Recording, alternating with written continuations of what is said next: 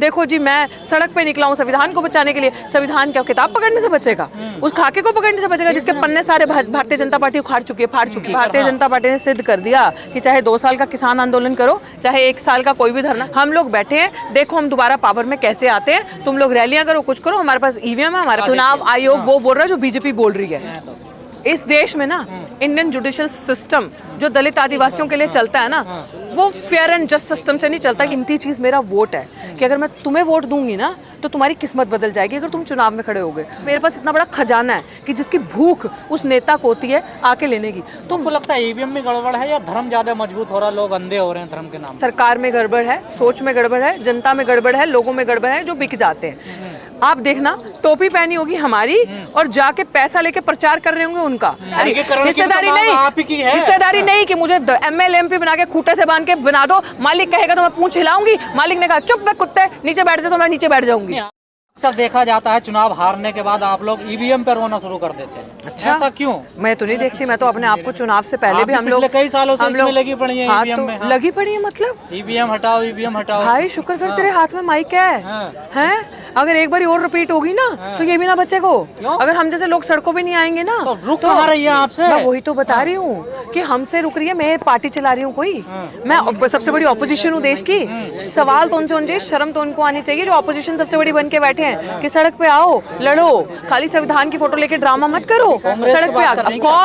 Of course अगर हमारे लिए कुछ करना है ना तो बाबा साहब का दिया हुआ संविधान जो लेके बैठते ना, तो बाबा साहब के जो लोग हैं ना जिनके लिए वो लड़े थे, जिनके लिए वो लड़े और जीवन दिया था, मरे भी थे, तो उनके लिए सड़क पे आके लड़ो, उनके मुद्दों के लिए। पर संसद में तो वो भी शिव जी लेके जाते हैं। तो वही तो अब पता चल गया ना। पता, मैं I don't have a problem, वो आपका रिलीजियस फ्रीडम है, आप जिसको भी मानो, क्योंकि मेरी औकात नहीं, मेरा संविधान सबको इजाजत देता है रिलीजियस फ्रीडम मानने की। बट बात ये है कि जिन तबके का आपको वोट लेना है, जिनको भ्रमित करने के लिए आप बड़ी बड़ी फोटोज लेके जाते हो और आप दिखाते हो कि मैं सबसे बड़ा अम्बेडकरवादी हूँ, देखो जी मैं सड़क पे निकला हूँ संविधान को बचाने के लिए। संविधान क्या किताब पकड़ने से बचेगा? उस खाके को पकड़ने से बचेगा जिसके पन्ने सारे भारतीय जनता पार्टी उखाड़ चुकी है, फाड़ चुकी है। संविधान बचेगा सड़कों पे संघर्ष करने से और टिकने से। एक दिन के लिए सिंबॉलिकिज्म की लड़ाई लड़के आके बड़ा सा अपना कैडर दिखा के और सड़कें भर के ये दिखा के कि हाँ जी बड़ा बवाल कर दिया और रैलीज निकाल के, बड़ी बड़ी यात्रा निकाल के नहीं, क्योंकि भारतीय जनता पार्टी ने सिद्ध कर दिया। यही तो संघर्ष है ना, देखिए सड़कों पे चल रहे हैं वो। सुनिए, भारतीय जनता पार्टी ने सिद्ध कर दिया कि चाहे 2 साल का किसान आंदोलन करो, चाहे 1 साल का कोई भी धरना करो, चाहे डॉक्टर ऋतु 6 महीने वहां बैठी रहे, कोई फर्क नहीं पड़ने वाला। हमें आ रही कान के नीचे वो नहीं रेंगता है, जू नहीं रेंगती। हम लोग बैठे हैं, देखो हम दोबारा पावर में कैसे आते हैं। तुम लोग रैलियां करो, कुछ करो, हमारे पास ईवीएम है, हमारे पास पैसा है, हम स्टैंड अलोन कैंडिडेट खड़े कर देंगे। जब हमें लगेगा 2-3 सीटों से हार रहे हैं, उनको अपने में जोड़ लेंगे, पैसे से विदाई करेंगे। आप ये चुनाव आयोग ने कल क्या कहा, परसों क्या कहा? चुनाव आयोग वो बोल रहा है जो बीजेपी बोल रही है। अगर आपको हमारे प्रूफ चाहिए, हमारे ऑफिस में आओ, हम आपको प्रूफ देते हैं, सबूत देते हैं। इसीलिए प्राचा जी चुनाव भी लड़े थे। आप आके एक-एक सबूत हमसे देख सकते हो। उसी ईवीएम से चुनाव लड़ने पहुंच गए। उसी ईवीएम से चुनाव। सुनिए, जब हम इससे पहले धरना करते थे ना और कोई चिट्ठी लिख के देते थे तो चुनाव आयोग हमें क्या कहता था, सबूत क्या है? चुनाव लड़ा, जब हमने कहा कि हमें ईवीएम दो, हमें डेमो करना है, हम डेमो करके दिखाएंगे कि ईवीएम कैसे हैक होता है, कैसे मैनिपुलेट होता है, तो उन्होंने हमें क्या जवाब दिया? क्यों दे आपको ईवीएम, किस कैपेसिटी में दे? तो चुनाव लड़ना इसलिए जरूरी था कि तथ्यों को इकट्ठा किया जाए, क्योंकि कैंडिडेट को इजाजत होती है ईवीएम देखने की, कंट्रोल रूम में जाके ईवीएम की सेफ्टी देखने की, ईवीएम का डेमो कराया जाता है। अगर आप चुनाव नहीं लड़ेंगे तो कैसे देखोगे? इसीलिए जाके चुनाव लड़के कर लिए एब्सोल्यूट। अगर आप हमारे तथ्य देखेंगे ना, आप जो वीडियोग्राफी हमने की अगर आप वो देखेंगे, आपको पता चलेगा कि जो मिस्टर राजीव हैं, चुनाव आयोग के सबसे बड़ा जो अपने बैठे हैं वहां पे मोदी सरकार की भाषा बोलने के लिए, वो कितना बड़ा झूठ बोल रहे हैं। How is manipulating every time, कितना बड़ा झूठ, फेक चीजें सामने, हमारी चिट्ठियों का जवाब नहीं देते। तो अब कहाँ दिक्कत आ रही है जब आपके पास सारे तथ्य हैं? तो इस देश में ना इंडियन जुडिशियल सिस्टम जो दलित आदिवासियों के लिए चलता है ना, वो फेयर एंड जस्ट सिस्टम से नहीं चलता कि आज आपने कोई मांग करी और कल सोल्यूशन हो गया। उसमें तारीख पर तारीख होती है, उसमें सच बोलने वाले की बातों पे डिले एंड डिनाइंग की स्ट्रैटेजी होती है। तो इसलिए हमारी बात के जवाब नहीं दिए जाते। इसलिए हमने कानून के तरीके से अदालत में अपना केस दर्ज कर दिया है। हम सड़क भी मजबूत करेंगे, अदालत में भी लड़ेंगे। आपका कोई पार्टी नहीं है, आपका कोई संगठन नहीं है, आप फिर भी ईवीएम को, जिनके पास पार्टियां चुनाव लड़ती है, करोड़ों अरबों रुपए खर्च करते हैं, उन्हें कोई फर्क? मैं इस देश की एक नागरिक हूँ और मेरा इस देश में वोट काउंट होता है। मैं इस देश की अगर नागरिक होने के नाते मेरे पास सबसे कीमती चीज़ मेरा वोट है कि अगर मैं तुम्हें वोट दूंगी ना तो तुम्हारी किस्मत बदल जाएगी। अगर तुम चुनाव में खड़े होगे, तुम जाके एमएलए एमपी बन जाओगे, है ना, तो मेरे पास इतना बड़ा खजाना है कि जिसकी भूख उस नेता को होती है आके लेने की, तो मेरा हक बनता है कि अगर मैं इस देश में सबसे ऊपर हूँ, मैं इस देश की राजा हूँ, जनता, तो ये सवाल करने का। और क्योंकि मैं इस देश की मुखर आवाज़ हूँ और आगे सबके लिए बोलती हूँ, तो मेरी जिम्मेदारी बनती है आवाज़ उठाने की। और जो पार्टीज आपने सही बोला कि इतनी बड़ी बड़ी पार्टीज कुछ नहीं कर रही, तो एटलीस्ट मैं कुछ नहीं करके उनको एक्सपोज तो करूँ कि भैया ड्रामा कर रही हैं, इनको वोट मत दो। जो पार्टी तुम्हारे लिए लड़ती है, जो तुम्हारा असली घर है, उसको पहचानो और उसको वोट करो। अब तो आपके साथी भी कई टुकड़ों में बट गए जो ईवीएम की लड़ाई लड़ रहे थे। देखो, मुझे नहीं पता, जो बड़ी छोटी सोच के होंगे, जिनका विजन छोटा होगा, वो बट जाते होंगे, फर्क नहीं पड़ता। टिकने वाले की बात होती है, देर तक चलने वाले की बात होती है, राह भटकने वाले की, बीच में से भाग जाने की, लेफ्ट राइट जाके मनुवादी पार्टीज को ज्वाइन करने का लेके, I don't know what their agenda is. हम लोग विचारधारा वाले लोग हैं, तो वो टिकने भी वाले गुमराह कर रहे हैं क्या लोगों को? आई डोंट नो, मैं ये नहीं कह सकती गुमराह कर रहे हैं, मैं तो आपके माध्यम से यही प्राचा कहूंगी। जी पे भी आरोप लगता है कि वो भी अकेला चलने की नीति पे विश्वास करते हैं। मैं एक ही चीज कहूंगी कि अकेला नहीं चलते।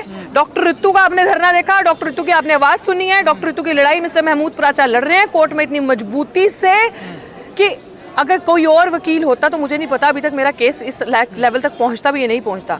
तो मैं एक बहुजन समाज की, दलित समाज की बच्ची होने के नाते आपको बता सकती हूँ कि ये इंसान ना ही तो बिक सकता है, ना ही तो झुक सकता है। तो मुझे लगता है कि सब लोगों को संविधान को बचाना, मिशन सेफ कॉन्स्टिट्यूशन के साथ जुड़ो, ईवीएम की लड़ाई को पकड़ो। और ये क्योंकि हम ना खाली बोलते नहीं हैं, हम तथ्यों पे लड़ाई लड़के दिखाते हैं। हम लोग ये नहीं कहते कि हम सुप्रीम कोर्ट में जाके ये कर रहे हैं, वो कर रहे हैं। आई थिंक आधे से ज्यादा टाइम प्राचा सुप्रीम कोर्ट के केसेस ही कर रहे होते हैं, इसलिए वो सुप्रीम कोर्ट के वकील कहलाए जाते हैं। आपको लगता है ईवीएम में गड़बड़ है या धर्म ज्यादा मजबूत हो रहा है, लोग अंधे हो रहे हैं धर्म के नाम? सरकार में गड़बड़ है, सोच में गड़बड़ है, जनता में गड़बड़ है, लोगों में गड़बड़ है, जो बिक जाते हैं ऐसे लोगों में। और ईवीएम में तो है ही गड़बड़। कह रही है बिक जाती है जनता, वो वाली जनता मैं बोल रही हूँ जो एक पर्टिकुलर सेक्टर, जो बड़ी बड़ी रैलियां ड्रामा करके, ऑफ कोर्स कुछ आप कैसे कह सकते हैं नहीं बिकते।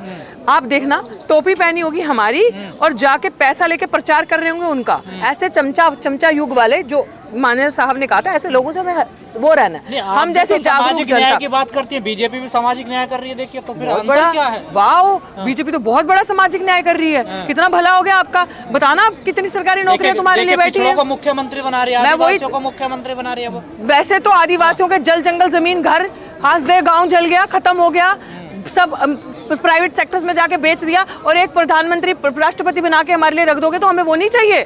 मैं तभी तो भाई आपको बोल रही हूँ, हिस्सेदारी तो दे रहे हो, और क्या चाहिए आपको? बिल्कुल, इट्स वेरी रॉन्ग। ये हिस्सेदारी नहीं है, यही तो बरगलाना है। हिस्सेदारी होती है कि अगर तुमने वर्गीकरण किया तो जो हमारे लोग हैं ना, जो ठेकेदारी प्रथा के खिलाफ लड़ रहे हैं, हमारे लोग जो सिवर में, सरोजनी नगर में मरे, उनको परमानेंट करके उनको नौकरियां दो, अच्छी बैकलॉग पूरा करो, सरकारी नौकरी खत्म मत करो, सरकारी इंस्टीट्यूशंस खत्म। दैट इज कॉल्ड हिस्सेदारी। हिस्सेदारी नहीं, हिस्सेदारी नहीं कि मुझे एमएलए एमपी बना के खूंटे से बांध के बना दो, मालिक कहेगा तो मैं पूंछ हिलाऊंगी, मालिक ने कहा चुप बे कुत्ते, नीचे बैठ जा, तो मैं नीचे बैठ जाऊंगी। आपने वर्गीकरण का, वो भी तो आप ही की डिमांड है, आप ही के लोगों की मांग है, वही कोर्ट में गए। देखिए, बिल्कुल, मैं आपको कह रही हूँ कि जिसने भी इस डिमांड को आगे तक लेके गए हैं, they must have any connection. उन्होंने खुद नहीं किया, उनसे सरकार ने करवाया होगा।